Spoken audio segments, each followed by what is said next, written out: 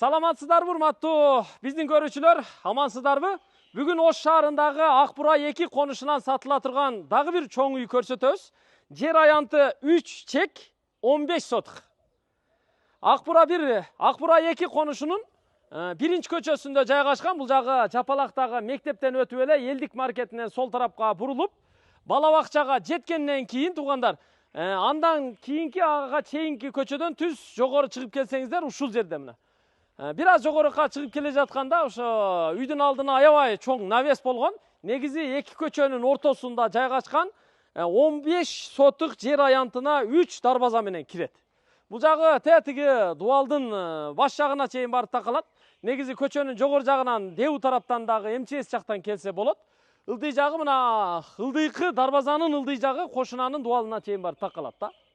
Үй чоң үй. Сырткы фасад жасалган, чатырлары бардыгы жабылган, өстүрмөлөрү кагылган. Үй курулуп, ремонт болгондон кийин эч ким жашаган эмес. Жүрүңүздөр, кирип көрсөтөлү. Мына дарбазаны курган. Үйдүн алдына киргенде мына узунунан навес кеткен. Наркы көчөдөн кирген жакта дарбаза бар, ошол жакка чейин көрүп турасыздар, навес курган. Эки катардан уна койсо болот. Үйдүн алдын эле өзү бир 10 уна батат да. Анан үйдүн алды бул жагы бак. Көрдүңүздөрбү? 3 катар дарак эгилген. Бул жер жашыл зона. Айланасы бүт тосулган. Анан о төрдө болсо тапчан, анан очокканасы бар. Келиңиздер, үйдүн негизги кире бериш эшиги ушул жер. Анан наракта дагы бир кошумча эшик коюлган. Терезелери бардыгы пластик. Жүрүңүздөр, кирели, бир-бирден кирип тааныштыралы. Бисмилла. Мына ушул киргендеги биринчи бөлмө. Бул далис. Орусча прихожка деп коебуз, Бул жака да киребиз, аягында киребиз. Бул жака кириңиздер мына. Киргенде эле бул биринчи кабаттагы холл, ортоңку чоң бөлмө. Бардык бөлмөлөрдүн полу дал ушундай жыгачтан жасалган, лакталган натуралдык пол. Дубалдар бардыгы туш кагаз болгон. Ал эми потолок болсо кермешип жана гипсокартон менен жасалган. Бирок бир да бөлмөгө люстра коюла элек. Өзүңүздөр коюп аласыздар. Бардык бөлмөлөрдүн эшиктери ушундай заказ менен жасалган эшиктер. Күрөң түстө боелгон. Андан кийин кеттик. Бул биринчи бөлмө. Кичик конок бөлмөсү бул. Дубалдар бүт, обой көрүп турасыздар. Чакан. Мында 2 терезеси бар. Отопление киргизилген. Андан кийинки бөлмө бул жакта. Бул мейманкана, тагыраагы тойкана деп коебуз. Эң чоң бөлмө, зал. Дубалдары бүт туш кагаз, 3 терезеси бар. Бул жагы эркеров формасында чыгарылган, жалюзи тагылган, отопление киргизилген. Мына потолокторун караңыздар, кыпкызыл түстө кермешип, анан бассейн болуп жасалган гипсокартон. Андан кийин бул жака кириңиздер. Бул жагы жатакана, жатак бөлмө, чакан. Спальня десек болот. Улгайган ата-энелер же болбосо келген коноктор ушул бөлмөдө жайгашат. Бул жагында бир терезеси бар, отопление киргизилген. Потолок менен кыпкызыл түстө натяжной менен жасалган. Эми экинчи кабатка чыгабыз. Бүт бардык мына бул пол, бул жактагы тепкичтер, бардык ушу жыгач каражаттарынан жасалган. Мына бут кое турган тепкичтерди караңыздар. Бардыгы жыгач. Бирок перила балясиналары бардыгы ушу темир. Биз азыр мына экинчи кабатка чыктык. Бул жакта дагы терезелери бар, жарыктар кирет. Экинчи кабатка чыкканда эле бул жер кенен холл, ортоңку чоң бөлмө. Экинчи кабатта дагы бардык бөлмөлөрдүн эшиктери үстүндөгү короналары менен окшош, бирдей. Төргө келе турган болсок, бул жакта балкону бар. Балкондон бийиктиктен бардык нерсе көрүнүп турат. Бул жер жакшы, негизи намазкана кылса болот. Балдар ойноочу бөлмө кылса болот. Сонун болот бул жерчи. Андан кийин 3-чү кабатта биринчи кабаттагыдай эле 3 бөлмөсү бар. Бул балдар бөлмөсү. Эркек балдарды ушул бөлмөгө киргизип жайгаштырасыздар. Мына көкмөк түстө жасалган. Потологу да ошондой. Анан бул жак төргө өтүп туруп, бул жака кайрылып карай турган болсоңуздар, кайсы бир өнүккөн шаардагы мост. Андан кийин биринчи кабаттагы залдын үстүндө дагы бир зал бар. Бул негизи ата-энелердин уктоочу бөлмөсү болот. Мында 4 терезеси бар. Бүт дубалдар обой, полу жыгач, потолок натяжной. Терезелери дагы ушу күрөң түстөгү жыгач өңдүү терезелерден коюлган да. Анан ортодо кыздар бөлмөсү бар. Кыздар бөлмөсү бир аз чаканыраак. Мунун дагы терезеси арт жагында жайгашкан. Түндүк тарабында потологуна фиолетовый цветте, кырмызы түстө жасалган. Дубалдары бүт бардыгы гүлдүү обой.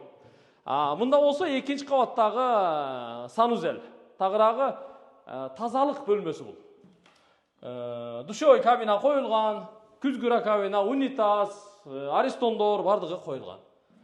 Эки кабатты тең көрдүңүздөр. Эми кошумча бөлмөлөр бар. Аларды дагы сиздерге көрсөтүп коелу, келиңиздер. Түшүңүздөр.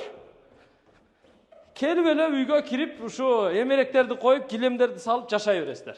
Эми бул жака келебиз. Мына бул эшик менен бул жака киргенде узун кеткен коридор. Туурасы 2,5 метрлик. Бул жака дагы отопление трубалары тартылган, бирок радиаторлорду коюп коюш керек. Терезелери мына навес тарапта, полу жыгач. Мына бул ортодо бир бөлмө бар. Бул спальня болот. Ата-энелер үчүн спальня десек болот, бир зал десек болот, келген коноктор үчүн десек болот. Бүт ушу гипсокартон обой менен жасалган да. Ал эми бул жакта дагы бир бөлмөсү бар. Бул ашкана. Ашкана аябай кенен, киргенде эле мына оң жагында бүт ашкана эмереги орнотулат. Эмерек заказ бериш керек. Арт жагында бир терезеси бар, дубалдары обой, потолок гипсокартон тугандар, полу жыгач. Бул ашкана. Андан кийин бери келиңиздер. Бул жакта санузели бар. Санузели өтө кенен, азыр эми светтери жанбады, бирок өтө кымбат баалуу кафелдер менен жасалган. Тим эле жылтырайт. Бунун ичи кенен, полу дубал бүт кафел болгон. Ана сантехникалар, трубалары бардыгы тартылган. Душевой кабинаны, унитазды, кир жуучу машинаны бардыгын ар жерге жайгаштырып аласыздар. Ал эми бул жака кире турган болсок, котельный, от жагуучу бөлмө. Нарактан дагы сырткы эшик аркылуу көмүр отун ташууга мүмкүн. Бул жерге болсо мына бир аз ылдыйракка түшүрүп, атайын сапок печка орнотуп койгон. Ошол печка менен үйдөгү жылуулук системасы толук иштейт. Эми келиңиздер, кайра эле биз сыртка чыктык. Батыш жагында дагы бир көчө бар. Бул жака дагы дарбаза коюлуп, үстү навестелген. Бул жактан дагы машина киргизсе болот негизи. Ал эми бул жагы болсо аябай кенен тапчан болгон. Көрдүңүздөрбү?